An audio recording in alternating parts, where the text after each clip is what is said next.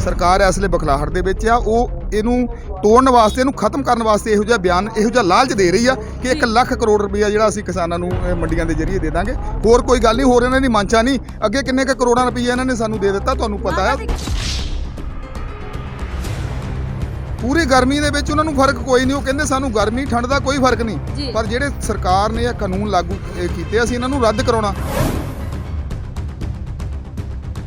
ਇਹਨੂੰ ਅੰਦੋਲਨ ਨੂੰ ਉਠਾਉਣ ਦੀ ਗੱਲ ਕੀਤੀ ਹੈ। ਇਹੋ ਜਿਹੇ ਲਾਰੇ ਵਾਅਦੇ ਤਾਂ ਸਰਕਾਰ ਨੇ ਪਹਿਲਾਂ ਵੀ ਸਾਡੇ ਨਾਲ ਬਹੁਤ ਕੀਤੇ ਆ। ਸਾਨੂੰ 1 ਲੱਖ ਕਰੋੜ ਦੀ ਲੋੜ ਨਹੀਂ, ਸਾਨੂੰ ਲੋੜ ਆ ਅੱਜ ਸਵਾਮੀਨਾਥਨ ਰਿਪੋਰਟ ਦੀ। ਸਾਨੂੰ ਆਪਣੇ ਫਸਲਾਂ ਦੇ ਰੇਟ ਦੀ ਲੋੜ ਆ।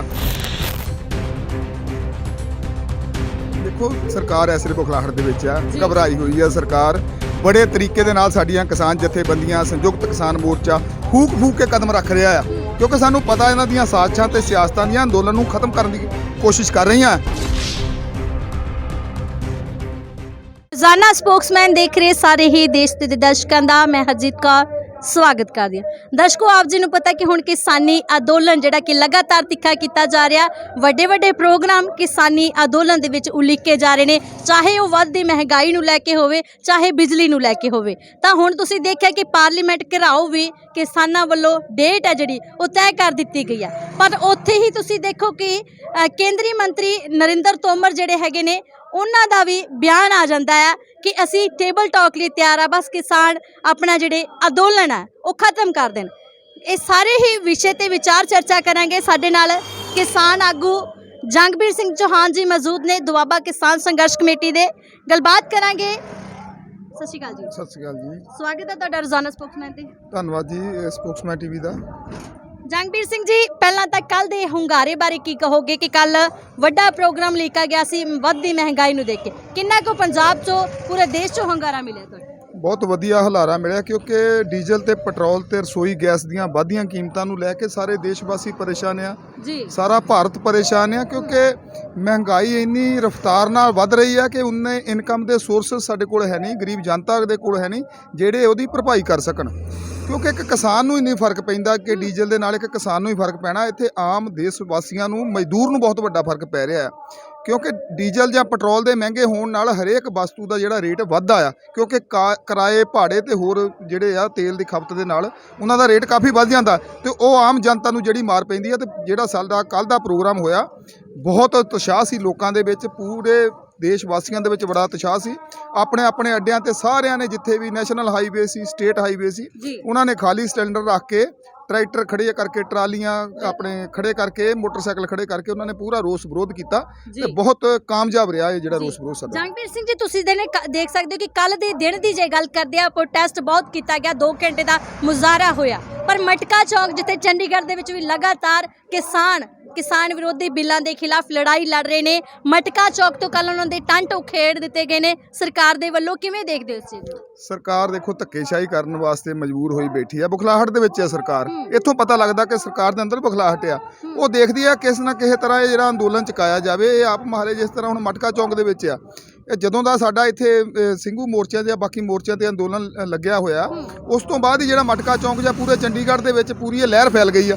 ਆਪ ਮਹਾਰੇ ਲੋਕ ਉੱਥੇ ਬਹਿ ਕੇ ਰੋਸ ਪ੍ਰਦਰਸ਼ਨ ਰੋਜ਼ ਕਰਦੇ ਆ। ਧੁੱਪ ਤੇ ਵੀ ਕਿਸਾਨ ਬੈਠ ਕੇ, ਸੜਕਾਂ ਦੇ ਉੱਪਰ ਬੈਠ ਕੇ, ਇੰਨੀ ਗਰਮੀ ਦੇ ਵਿੱਚ, ਪੂਰੀ ਗਰਮੀ ਦੇ ਵਿੱਚ ਉਹਨਾਂ ਨੂੰ ਫਰਕ ਕੋਈ ਨਹੀਂ। ਉਹ ਕਹਿੰਦੇ ਸਾਨੂੰ ਗਰਮੀ ਠੰਡ ਦਾ ਕੋਈ ਫਰਕ ਨਹੀਂ, ਪਰ ਜਿਹੜੇ ਸਰਕਾਰ ਨੇ ਇਹ ਕਾਨੂੰਨ ਲਾਗੂ ਕੀਤੇ ਅਸੀਂ ਇਹਨਾਂ ਨੂੰ ਰੱਦ ਕਰਾਉਣਾ। ਪੂਰਾ ਉਤਸ਼ਾਹ, ਰਾਤ ਵੇਲੇ ਵੀ ਝੰਡੀਆਂ ਫੜ ਕੇ, ਉੱਥੇ ਬੈਨਰ ਫੜ ਕੇ ਜਿਹੜੇ ਆ ਰੋਸ ਮੁਜ਼ਾਹਰਾ ਕਰਦੇ ਆ। ਸਰਕਾਰ ਇਸ ਵੇਲੇ ਪੂਰੀ ਬਖਲਾਹਟ ਦੇ ਵਿੱਚ ਆ। ਸਰਕਾਰ ਦੇਖਦੀ ਆ ਕਿਸੇ ਨਾ ਕਿਸੇ ਤਰ੍ਹਾਂ ਅੰਦੋਲਨ ਖਤਮ ਕਰ ਦਿੱਤਾ ਜਾਵੇ, ਤਾਂ ਹੀ ਇਹੋ ਜਿਹੀਆਂ ਘਟੀਆਂ ਹਰਕਤਾਂ ਸਰਕਾਰ ਕਰ ਰਹੀ ਆ।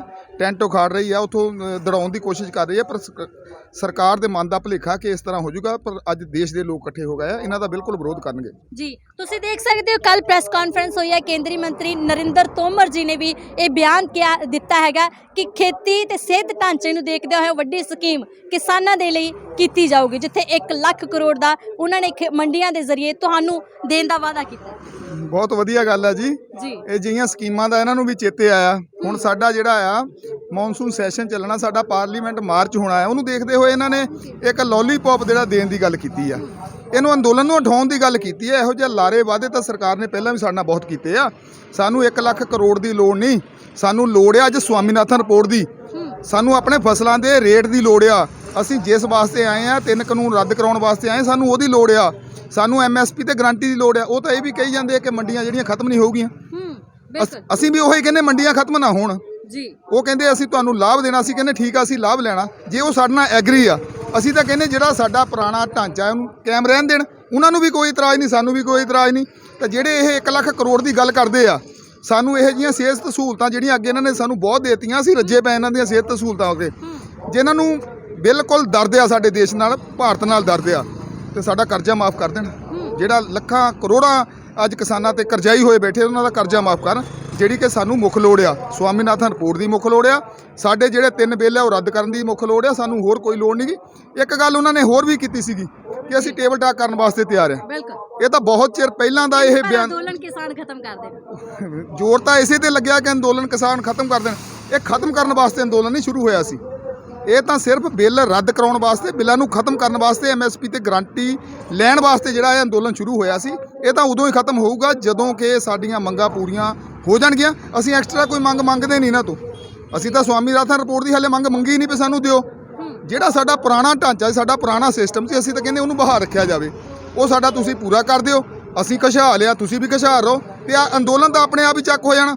ਤੁਸੀਂ ਨਾ ਮੀਟਿੰਗ ਕਰੋ, ਅਸੀਂ ਕਹਿੰਦੇ ਮੀਟਿੰਗ ਦੀ ਵੀ ਕੋਈ ਲੋੜ ਨਹੀਂ। ਤੁਹਾਨੂੰ ਲੱਗਦਾ ਨਹੀਂ ਕਿ ਜਿਹੜਾ ਇਹ ਬਿਆਨ ਦੁਬਾਰੇ ਜ਼ਾਹਿਰ ਕੀਤਾ ਹੈ, ਬਿਆਨ ਦਾਗਿਆ ਹੈਗਾ, ਤਾਂ ਇਹ ਤੁਹਾਨੂੰ ਲੱਗਦਾ ਹੈ ਕਿ ਇੱਕ ਪਾਸੇ ਤੁਹਾਡਾ ਪਾਰਲੀਮੈਂਟ ਘਰਾਓ ਦਾ ਜਿਹੜਾ ਕਾਲ ਵੀ ਤੁਸੀਂ ਦੇ ਦਿੱਤੀ, ਸੱਦਾ ਵੀ ਦੇ ਦਿੱਤਾ ਗਿਆ, ਦੂਸਰੇ ਪਾਸੇ ਇਦਾਂ ਦਾ ਬਿਆਨ ਵੀ ਆ ਜਾਂਦਾ ਹੈ? ਦੇਖੋ, ਸਰਕਾਰ ਐਸਰੇ ਬੁਖਲਾਹਟ ਦੇ ਵਿੱਚ ਆ, ਘਬਰਾਈ ਹੋਈ ਆ ਸਰਕਾਰ।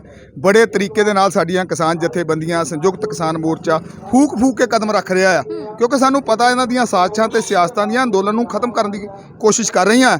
ਪਾਰਲੀਮੈਂਟ ਮਾਰਚ ਅਸੀਂ ਕਰਾਂਗੇ, ਸ਼ਾਂਤੀਪੂਰਵਕ ਕਰਾਂਗੇ। ਆਪਣੇ ਜਥੇ ਜਿਸ ਤਰ੍ਹਾਂ ਅਸੀਂ ਕਿਹਾ ਵੀ 200 ਦਾ ਜਥਾ ਲੈ ਕੇ ਬਿਲਕੁਲ ਜਾਵਾਂਗੇ।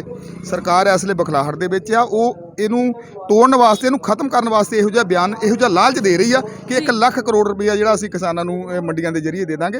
ਹੋਰ ਕੋਈ ਗੱਲ ਨਹੀਂ, ਹੋਰ ਇਹਨਾਂ ਦੀ ਮੰਸ਼ਾ ਨਹੀਂ। ਅੱਗੇ ਕਿੰਨੇ ਕੁ ਕਰੋੜਾਂ ਰੁਪਈਆ ਇਹਨਾਂ ਨੇ ਸਾਨੂੰ ਦੇ ਦਿੱਤਾ, ਤੁਹਾਨੂੰ ਪਤਾ ਹੈ। ਕੋਈ ਵੀ ਨਹੀਂ ਪੂਰਾ ਹੋਇਆ, ਕੋਈ ਵਾਅਦਾ ਨਹੀਂ ਪੂਰਾ ਹੋਇਆ। ਮੋਦੀ ਸਾਹਿਬ ਦੇ ਜੁਮਲੇ ਹੀ ਸੀਗੇ, ਬਸ ਉਹ ਜੁਮਲੇ ਉਹਨਾਂ ਨੇ ਛੱਡ ਦਿੱਤੇ ਸੀਗੇ, ਤੇ ਅੱਜ ਕਿਸਾਨ ਜਿਹੜੇ ਆ ਸੜਕਾਂ ਤੇ ਬੈਠ ਗਏ ਆ। ਜੀ, ਪਰ ਇੱਕ ਗੱਲ ਸਮਝ ਨਹੀਂ ਆਉਂਦੀ, ਇੱਕ ਪਾਸੇ ਤਾਂ ਕਿਸਾਨ ਵਿਰੋਧੀ ਬਿੱਲਾਂ ਦੇ ਖਿਲਾਫ ਤੁਹਾਡੀ ਲੜਾਈ ਲੜੀ ਜਾ ਰਹੀ, ਉੱਥੇ ਤੁਸੀਂ ਦੇਸ਼ ਦੇ ਪੂਰੇ ਮੁੱਦਿਆਂ ਨੂੰ ਵੀ ਲੈ ਕੇ ਚੱਲ ਰਹੇ ਹੋ, ਚਾਹੇ ਉਹ ਵੱਧਦੀ ਮਹਿੰਗਾਈ ਦਾ ਹੋਵੇ, ਚਾਹੇ ਬਿਜਲੀ ਦਾ ਹੋਵੇ, ਚਾਹੇ ਤੁਸੀਂ ਦੇਖ ਸਕਦੇ ਹੋਰ ਵੀ ਵਪਾਰੀ ਦੁਕਾਨਦਾਰ ਜਿੰਨੇ ਵੀ ਕਾਨੂੰਨ ਲਾਗੂ ਹੋ ਰਹੇ ਨੇ, ਉਹ ਸਾਰਿਆਂ ਦਾ ਠੇਕਾ ਜਿਹੜਾ ਉਹ ਕਿਸਾਨਾਂ ਨੇ ਲਿਆ ਹੋਇਆ। ਸਾਨੂੰ ਦਰਦ ਇਸ ਕਰਕੇ ਆ ਜੀ, ਪੂਰੇ ਦੇਸ਼ ਨਾਲ, ਪੂਰੇ ਭਾਰਤ ਦੇ ਨਾਲ, ਆਲ ਵਰਲਡ ਦੇ ਨਾਲ ਲਾ ਲਓ ਤੁਸੀਂ, ਕਿਉਂਕਿ ਜਦੋਂ ਸਾਡਾ ਇਹ ਅੰਦੋਲਨ ਚੱਲਿਆ, ਸਾਡਾ ਬਹੁਤ ਸਾਰਿਆਂ ਨੇ ਸਾਥ ਦਿੱਤਾ।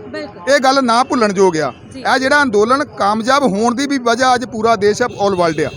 ਜਿੰਨੇ ਕਿਸਾਨ ਆ, ਦੁਕਾਨਦਾਰ ਆ, ਮਜ਼ਦੂਰ ਆ, ਆੜ੍ਹਤੀਏ ਆ, ਟਰਾਂਸਪੋਰਟਰ ਆ, ਈਵਨ ਕਿ ਸਾਰੇ ਵਰਗਾਂ ਨੇ, ਜਿੰਨੀਆਂ ਵੀ ਟ੍ਰੇਡ ਯੂਨੀਅਨ ਆ, ਸਾਰਿਆਂ ਨੇ ਬਹੁਤ ਵੱਡਾ ਸਾਥ ਦਿੱਤਾ। ਅਸੀਂ ਕਿੱਦਾਂ ਉਹਨਾਂ ਨੂੰ ਭੁੱਲ ਜਾਾਂਗੇ? ਅਸੀਂ ਇਸ ਕਰਕੇ ਆਵਾਜ਼ ਉਠਾ ਰਹੇ ਹਾਂ ਕਿ ਜੇ ਤੁਸੀਂ ਸਾਡਾ ਸਾਥ ਦਿੱਤਾ ਤੇ ਅਸੀਂ ਵੀ ਬਿਲਕੁਲ ਤੁਹਾਡੇ ਨਾਲ ਖੜੇ ਹਾਂ। ਅਸੀਂ ਤੁਹਾਡੇ ਨਾਲ ਬਿਲਕੁਲ ਖੜੇ ਹੋ ਕੇ ਮੰਗਾਂ, ਇਹ ਸਿਰਫ 3 ਬਿੱਲ ਕਾਨੂੰਨ ਜਿਹੜੇ ਰੱਦ ਕਰਾਉਣ ਤੇ ਐਮਐਸਪੀ ਤੇ ਗਾਰੰਟੀ ਦੇ ਸਾਡਾ ਖਤਮ ਨਹੀਂ ਹੋ ਜਾਣਾ। ਇਹ ਤਾਂ ਸਾਡਾ ਪਹਿਲਾਂ ਹੀ ਹਾਲੇ ਲੜਾਈ ਦੀ ਸ਼ੁਰੂਆਤ ਹੀ ਆ। ਸਾਡੀਆਂ ਲੜਾਈਆਂ ਤਾਂ ਹਾਲੇ ਮੁੱਦਿਆਂ ਤੇ ਤੁਸੀਂ ਲੜਦੇ ਰਹੋਗੇ ਫਿਰ? ਬਿਲਕੁਲ ਜੀ, ਸਾਰੀ ਉਮਰ ਅਸੀਂ ਲੜਨ ਵਾਸਤੇ ਬਣੇ ਆ ਤੇ ਲੜਦੇ ਰਵਾਂਗੇ ਇਹਨਾਂ ਸਰਕਾਰਾਂ ਦੇ ਨਾਲ। ਪਰ ਸਰਕਾਰਾਂ ਨੂੰ ਇਹ ਅਪੀਲ ਕਰਦੇ ਆ ਵੀ ਭਾਈ ਆਪਣੇ ਜਿਹੜੇ ਆ ਤੁਸੀਂ ਇਹ ਜੋ ਵਾਅਦੇ ਕਰਦੇ ਆ, ਜੋ ਦੇਸ਼ ਦਾ ਤੁਸੀਂ ਮਾਹੌਲ ਖਰਾਬ ਕਰਦੇ ਆ, ਜੇ ਦੇਸ਼ ਦੇ ਵਿੱਚ ਜਿਹੜਾ ਸਿਸਟਮ ਲਾਗੂ ਕਰਦੇ ਆ, ਉਹਨੂੰ ਸਿਸਟਮ ਨੂੰ ਆਪਣੇ ਨੂੰ ਸੁਧਾਰ ਲਿਆ ਜਾਵੇ, ਤਾਂ ਕਿ ਕੋਈ ਵੀ ਤੁਹਾਡੇ ਖਿਲਾਫ ਸੰਘਰਸ਼ ਹੀ ਨਾ ਕਰੇ। ਸੰਘਰਸ਼ ਉੱਠਣ ਦੀ ਆਵਾਜ਼ ਹੀ ਨਾ ਉੱਠੇ ਕਿ ਤੁਸੀਂ ਆਪਣੇ ਆਪ ਨੂੰ ਸੁਧਾਰੋ, ਸਿਸਟਮ ਨੂੰ ਸੁਧਾਰੋ। ਜੀ ਜੀ, ਜਾਂਦੇ ਕੋਈ ਮੈਸੇਜ ਦੇਣਾ ਚਾਹੋਗੇ? ਦੇਖੋ, ਮੈਂ ਤਾਂ ਇਹੀ ਸਰਕਾਰ ਨੂੰ ਮੈਸੇਜ ਦਊਂਗਾ ਵੀ ਭਾਈ ਅੰਦੋਲਨ ਤੁਸੀਂ ਬਾਰ-ਬਾਰ ਕਹਿ ਰਹੇ ਹੋ ਕੋਈ ਖਤਮ ਕਰ ਦਿਓ, ਅਸੀਂ ਮੀਟਿੰਗ ਕਰਨ ਵਾਸਤੇ ਤਿਆਰ ਹਾਂ।